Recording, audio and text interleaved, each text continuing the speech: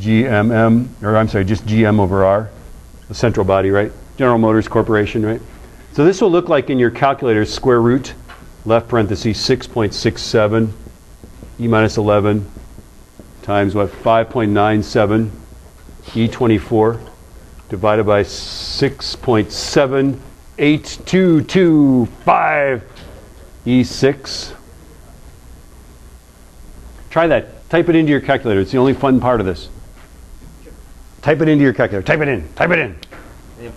This is a close Earth orbit, the velocity of a close Earth orbit. And there are orbits, like the shuttle typically goes like 60 miles up when it does like a satellite launch. So this actually has to go a little bit farther to get out to the space station. Yes, sir? 5.97. Oh, that's the mass of the Earth. Yeah.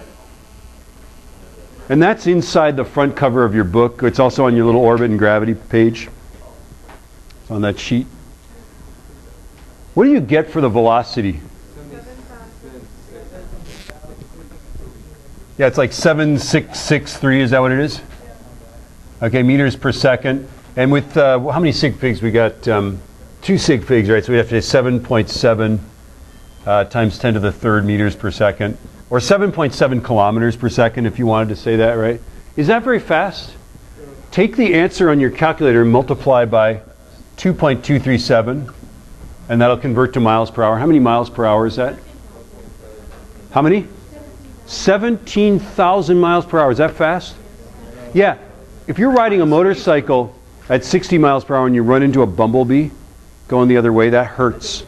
Okay? If you're going 17,000 miles per hour and a bumblebee flying the other way runs into your face, it drills a hole through your head.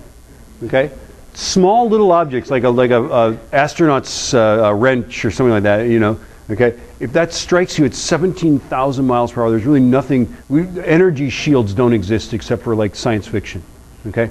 So the space shuttle routinely has to move its way out of. They track thousands of pieces of space junk. They're an incredible liability. And if any of those pieces hits you, and especially if it's going the other way, if it's in the other orbit, going counter orbit, right? Okay, the impact velocity would be like something in like 30,000 meters per second, right?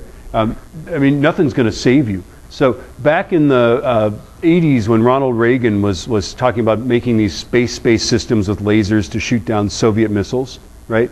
The real scientists that knew about orbital mechanics knew it was a bunch of hooey, because if you put up a multi-billion-dollar space platform and I don't want it to be there, all I do is I put a bag of gravel in counter orbit. I go to Home Depot, buy a big bag of gravel, put a little bomb inside of it, and whenever I want to expand that gravel over the orbit of that thing, I just have a little button and I just go, okay, you're gone, right? And just a tiny little piece of gravel striking the most sophisticated piece of equipment at 30,000 miles per hour is just going to destroy it. In fact, NASA did this thing where they stuck some, I don't remember what it was, like a booster stage or something. They just parked it in Earth's orbit for a long time to see what happened, right? There were little craters in the thing. There were holes drilled through it. If you held it up to the light, it would have, like, you know, let a little bit of light through it. They left it out there for months and months and months, right? Never mind things that are in orbit around the Earth. Solar system objects, like little bits of rock, asteroids, come in at I believe, thousands of kilometers per second, okay?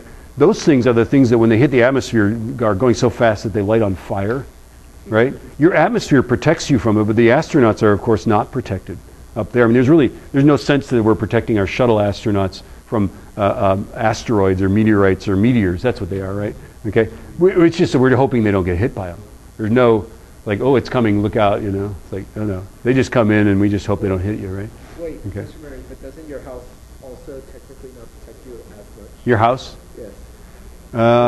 More the atmosphere, less the house, you know? Well, wasn't there like this one woman who got hit? Yeah, there's some lady who actually got hit by one and survived, which is somewhat amazing. It's always going to be later. They're like, yeah. This is my favorite thing that Bill Gates does. Please restart later. How about much later? There should be a button that says much later. How about don't remind me ever again. Okay.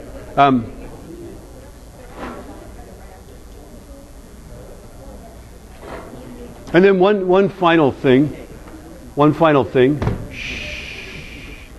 that you should know.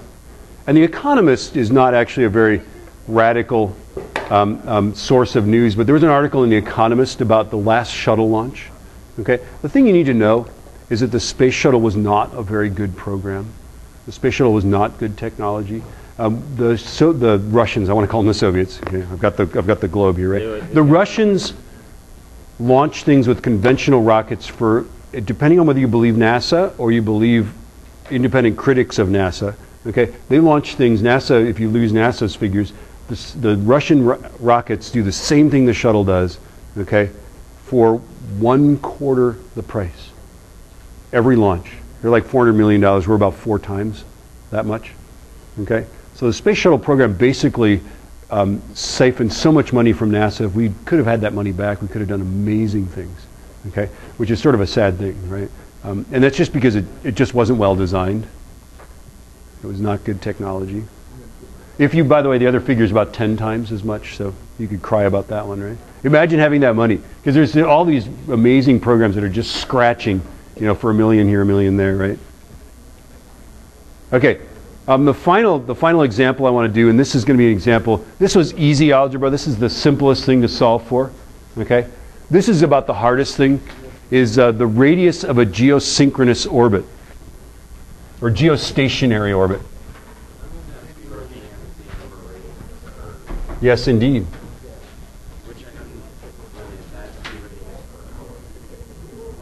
Yeah. No, you're on the right track. Okay. That's a fairly good circle, not a great circle. Earth.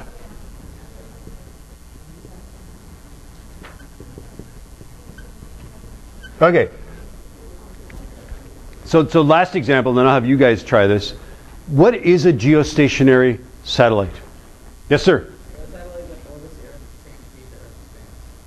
Okay, same speed. We got to be a little more careful in that because it's going way faster than. Okay, well, relative to the surface of the Earth, it's always above. It's always above the same spot. We can say that for sure. So, but it's definitely going way faster because it's much farther from it. So it's got the same rotational period. There we have it, right? They've got the period. So the thing that and obviously we did one with the velocity equation. Now we're going to do one with the period equation. And this is what's true. This satellite has the same period of rotation as the Earth. Now, here's the problem, is that students don't know actually what is the period of rotation of the Earth. So let's just have it. What is the actual period of rotation of the Earth? How long does it take the Earth to rotate once on its axis? A day and a second. Give or take. Okay, I will tell you this. The actual answer is, please listen, 23 hours, 56 minutes, 4 seconds, and it has nothing to do with leap years or anything like that. Okay, here is why. Because the Earth, and then we look at the Earth and we have to remind ourselves of this. The Earth is, as seen from the North Pole, rotating anti-clockwise. How do I know this? Because I know I do this every year. The East Coast is there. The East Coast sees the sun first, doesn't it? Yeah, there we go, right? The election's over by the time it gets to Portland, right? Yeah. Election joke. Okay, nobody laughed. All right, so the East Coast sees the sun first, yes? Okay, so we must be rotating anti-clockwise, and then this is the other thing I know, is that the Earth's motion is not retrograde. So that means that all the planets orbit as seen from the North Pole of the Earth, if you went up above all the planets. They too are also going anti-clockwise around the sun. So here's the sun, and they're all going this way. And then normal planets also rotate anti-clockwise, and that's because there was anti-clockwise spin as seen from the North Pole in the large cloud of gas that the solar system emerged from. Okay, so here's what you got to think about. Okay, let's suppose Joel is the sun. Okay, there's 2 different days. There is a solar day, that's 24 hours exactly, give or take. They, by the way, every now and then add a leap second or something like that, right? And the reason that they do that is that the Earth's rotation rate is not exactly constant.